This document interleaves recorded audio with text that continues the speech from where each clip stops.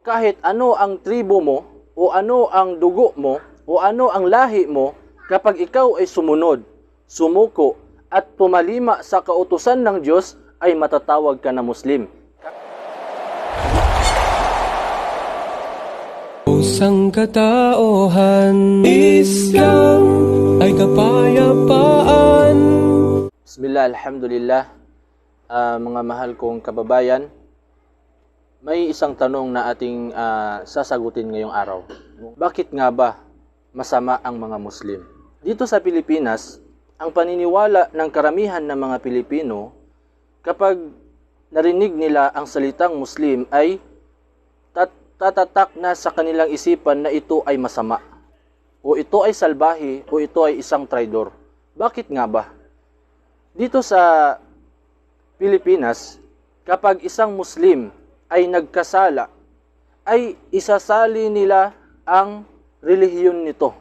Halimbawa na lamang, kapag ang isang Muslim ay nakagawa ng kasalanan, ibabalita kaagad nila na ito ay isang Muslim, nagkasala, masamang tao, kaya lumayo kayo sa mga Muslim. Ilalahat kaagad nila ang kasalanan na nagawa ng isang Muslim. Ilalahat kaagad nila sa lahat ng mga Muslim. Kaya dahil doon ay nagiging masama ang paningin ng karamihan ng mga Pilipino dito sa Pilipinas sa mga Muslim. Pero hindi nila alam na ang pinakamabait na tao o ang pinakamabait na tao dito sa mundo, na nabubuhay dito sa mundo, ay ang mga Muslim. Kasi bakit? Ang mga Muslim, wala silang ibang pinaniniwalaan kung hindi ang salita ng Diyos. Dahil ang Diyos inutos na gumawa tayo ng kabutihan at huwag tayong gumawa ng kasalanan. Ang Muslim ay isang salitang Arabic na nagkakahulugan ang isang nilalang na sumusunod, sumusuko at tumatalima sa kautusan ng Panginoong Diyos, kautusan ng Allah. Kung ano yung kautusan ng Allah o ang Diyos, ay wala siyang utos na masama.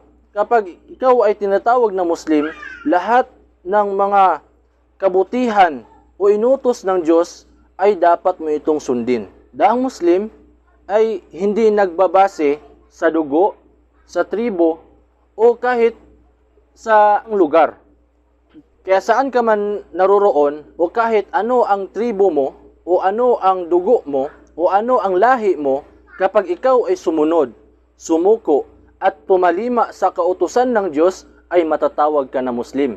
Kahit na ikaw ay Tagalog, kahit ikaw pa ay Hapon, o di kaya ay Chinese, no? Kapag sumuko ka, tumalima ka, at sinunod mo ang kautusan ng Diyos, ikaw ay matatawag na isang Muslim.